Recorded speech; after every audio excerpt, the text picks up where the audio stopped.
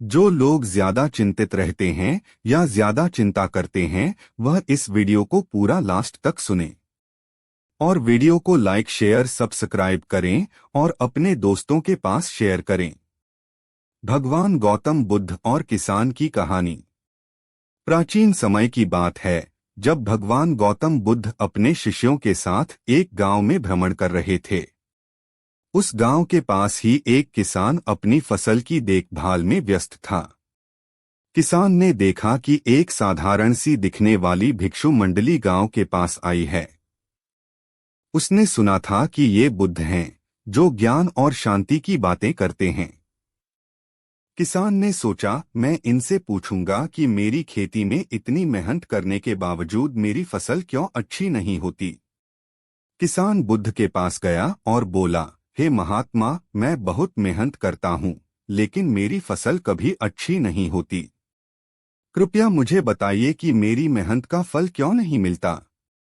बुद्ध मुस्कुराए और बोले, किसान, जब तुम खेत में काम करते हो तो क्या तुम सदा चिंतित रहते हो कि फसल अच्छी होगी या नहीं।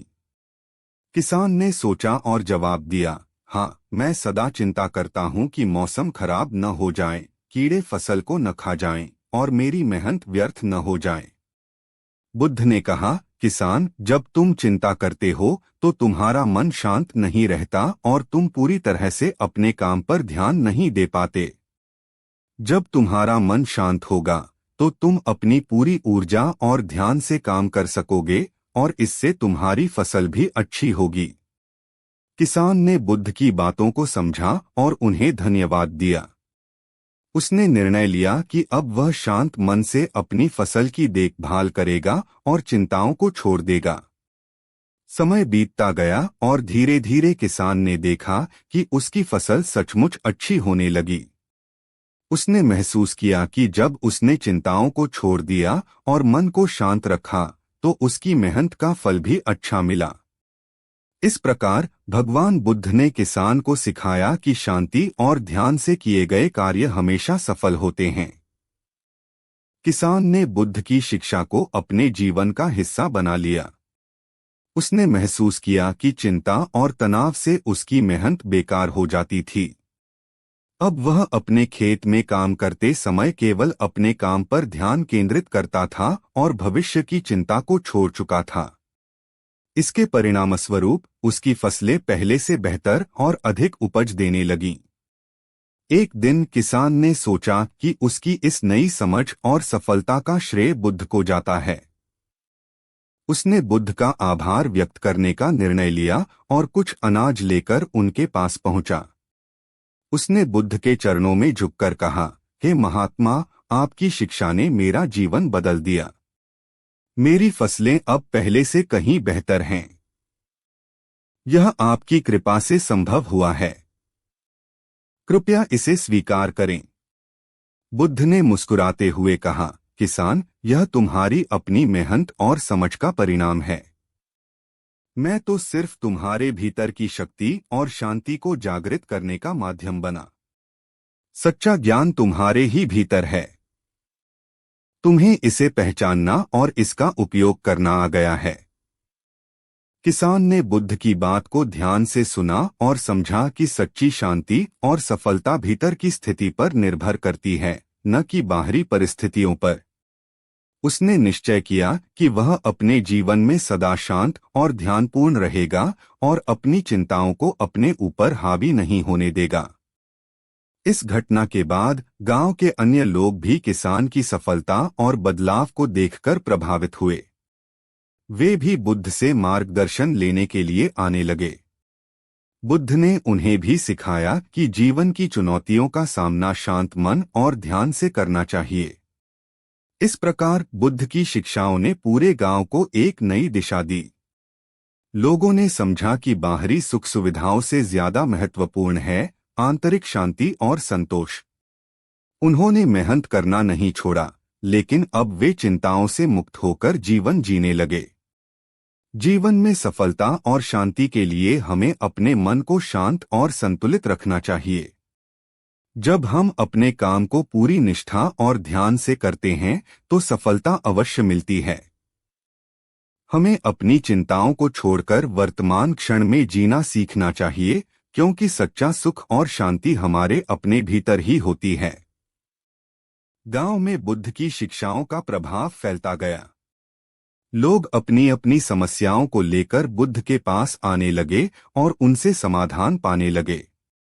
एक दिन एक युवा व्यक्ति जो अपने जीवन से निराश था, बुद्ध के पास आया और उनसे मार्गदर्शन मांगा। युवक ने कहा, महात्मा, मैं जीवन में कुछ भी करने में सफल नहीं हो पा रहा हूँ। मुझे हर कदम पर विफलता का सामना करना पड़ता है। कृपया मुझे बताइए कि मैं क्या करूं? बुद्ध ने युवक को एक पेड़ की छाया में बैठने के लिए कहा और एक कहानी सुनाई।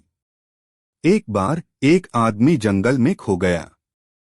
उसे समझ नहीं आ रहा था कि किस दिशा में जाए। वह बहुत परेशान और चिंतित था। अचानक उसे एक साधु मिले।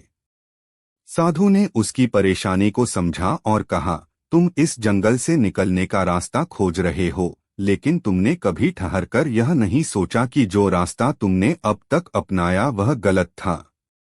अगर तुम शांत होकर सोचोगे और सही दिशा में चलोगे तो तुम सही रास्ता पा सकोगे। उस आदमी ने साधु की बात मानी और शांत मन से दिशा का चुनाव किया। कुछ ही समय में वह सही रास्ता पा गया और जंगल से बाहर निकल आया। बुद्ध ने युवक की ओर देखते हुए कहा, तुम्हारी स्थिति भी उस आदमी की तरह है। तुम हर विफलता से परेशान हो जाते हो और चिंता में घिर जाते हो। लेकिन अगर तुम शांत होकर सोचोगे और ध्यान से काम करोगे तो सही रास्ता जरूर पाओगे। युवक ने बुद्ध की बात को ध्यान से सुना और उनके सुझाव को अपने जीवन में अपनाने का निर्णय लिया। उसने अपने काम में ध्यान और शांति का महत्व समझा और अपने प्रयासों को बिना चिंता के जारी रखा। धीरे धीरे उसे सफलता मिलने लगी और उसका आत्मविश्वास बढ़ गया। गांव के अन्य लोगों ने भी इस घटना से प्रेरणा ली। वे समझ गए कि शांति और ध्यान से काम करने से ही जीवन में सफलता मिलती है। उन्होंने अपनी अपनी समस्याओं का समाधान इसी दृष्टिकोण से निकालना शुरू कर दिया। समय बीतता गया और गांव में समृद्धि और खुशहाली का माहौल बन गया। लोग अब चिंताओं से मुक्त होकर शांतिपूर्ण और संतुलित जीवन जी रहे थे। बुद्ध की शिक्षाएं उनकी जिंदगी का हिस्सा बन चुकी थीं और उनके दिलों में एक नई समझ और विश्वास जागृत हो चुका था। इस प्रकार बुद्ध की शिक्षाओं ने न केवल एक किसान बल्कि पूरे गांव को एक नई दिशा दी।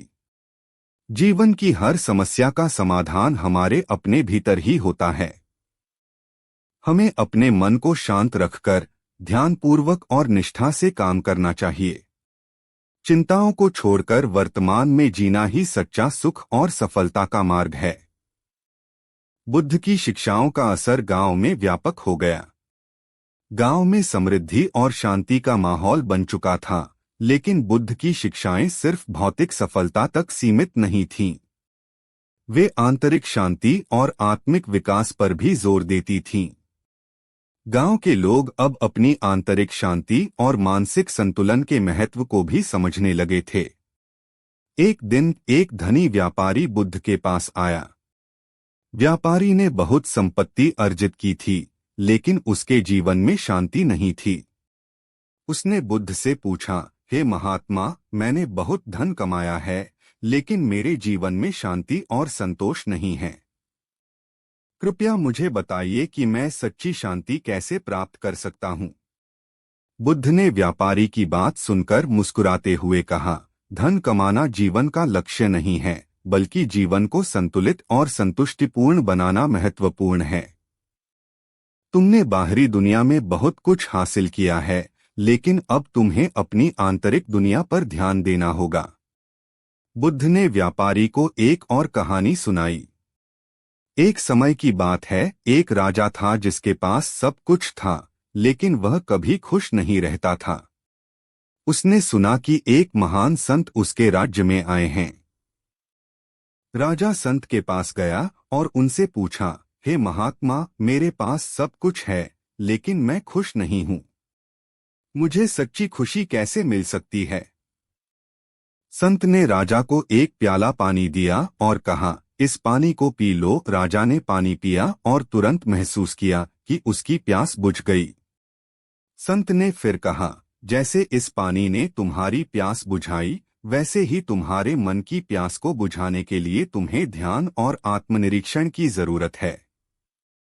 बाहरी चीजें केवल अस्थायी सुख दे सकती हैं, लेकिन सच्चा सुख तुम्हारे भीतर है। राजा ने संत की बात मानी और ध्यान और आत्मनिरीक्षण करना शुरू कर दिया।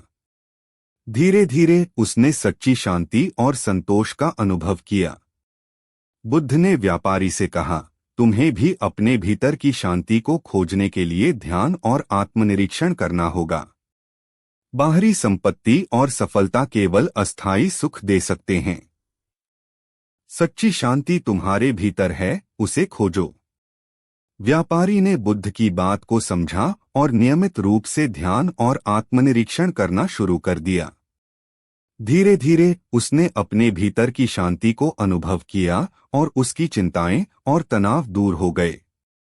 वह अब पहले से अधिक संतुलित और संतुष्ट महसूस करने लगा।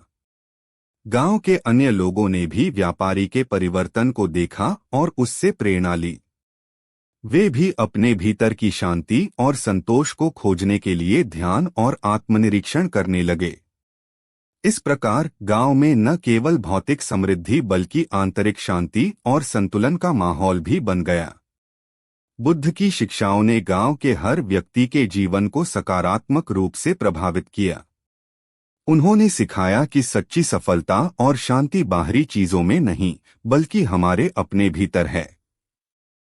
हमें अपने मन को शांत और संतुलित रखकर जीवन के हर क्षण का आनंद लेना चाहिए और चिंताओं को छोड़कर वर्तमान में जीना चाहिए। इस तरह बुद्ध की शिक्षाएं समय के साथ और अधिक प्रासंगिक होती गईं और लोगों ने उन्हें अपने जीवन का हिस्सा बना लिया। गांव में सच्चे सुख और शांति का वास हो गया और लोग बुद्ध के प्रति आभार और सम्मान से भर गए।